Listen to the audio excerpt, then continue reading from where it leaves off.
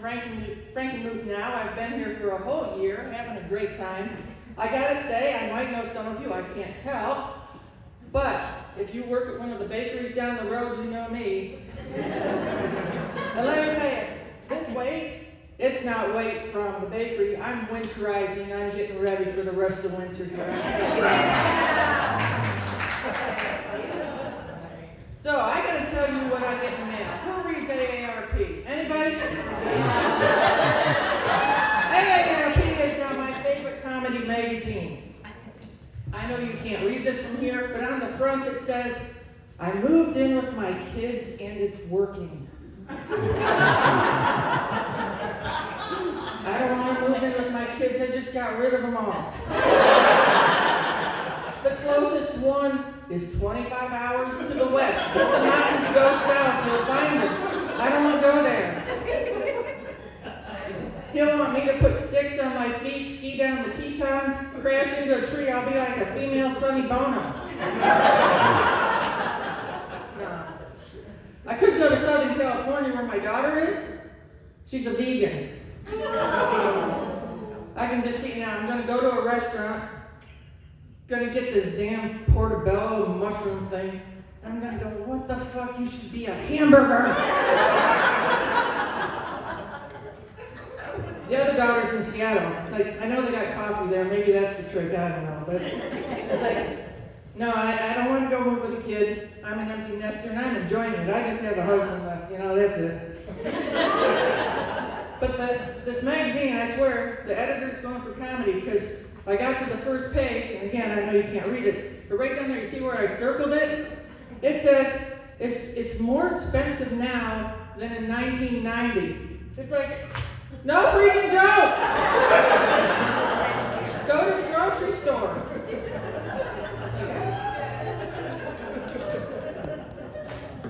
Enough of the AARP. Let's get to the fun stuff.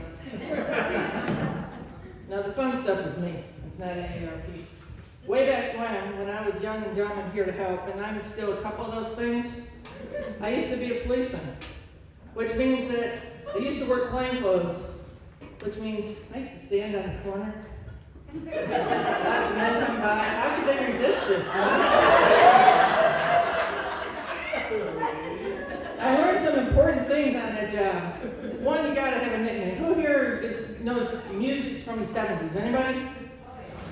You know that song, Roxanne? Roxanne! By the Police! That was my name, was Roxanne, because the song was by the Police. And then I learned something else about men. This is where the real education came in. I know you guys have a head up here, and you have a brain in it. You have a head down here, and it just has hope.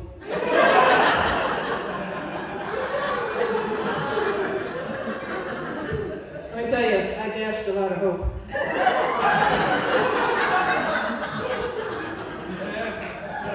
These men come up and they make me an offer I just have to refuse. It's like, I can only do so much here. And sometimes you don't have to say a thing. You could be in a bitchiest mood, and they'll drive up, and they'll stare at you, and I'm like, just fucking say what you want and what it's worth to you, would you? Let's get this done. And they do. I don't have to say anything. I could be in a horrible mood, and they're still saying, yeah, I want this. And then sometimes you get one you know. Had one guy made me an offer I had to refuse, get him in handcuffs, and I look at him. I'm like, hey you, don't you remember me? I put you in jail last month for burglary, you idiot. I had to.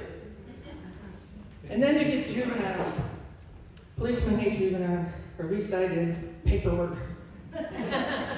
So I try and chase them off. You're too young, I don't want to mess with you, get out.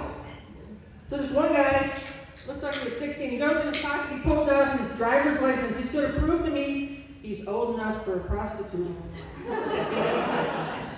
What he proved is that he was old enough to go to jail. But just think about it, had he really been 16, I could have called Mama. Guess what your little boy's doing? He's out here trying to buy sex. Maybe you should take him for an STD test.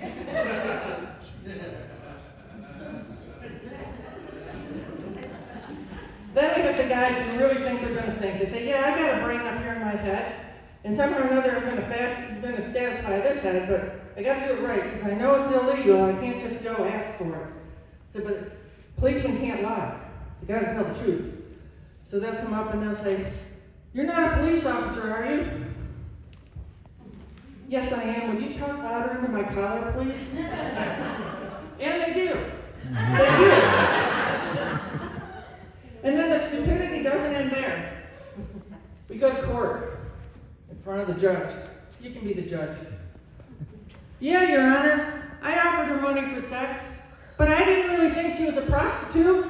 You know what my favorite judge said? "Well, apparently a lot of people did." It was kind of fun once you got used to doing that. Okay, we just moved up here a year ago. We're in a new neighborhood. I swear there's a brotherhood of the neighborhood. Can't quite figure it out. And if you're in my neighborhood here, I'm not talking about you.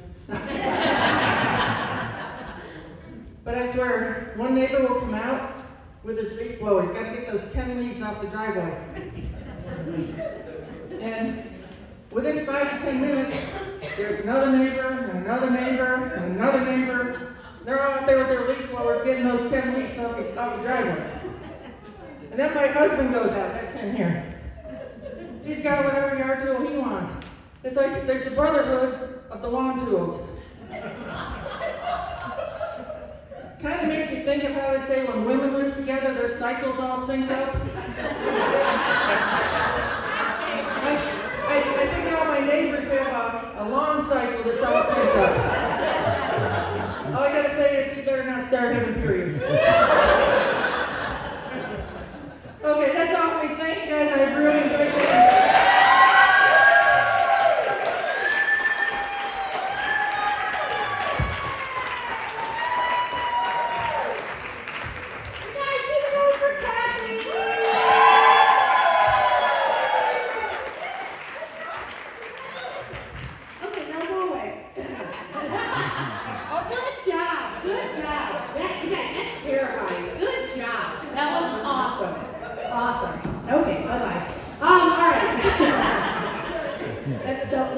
Seriously, the first time you actually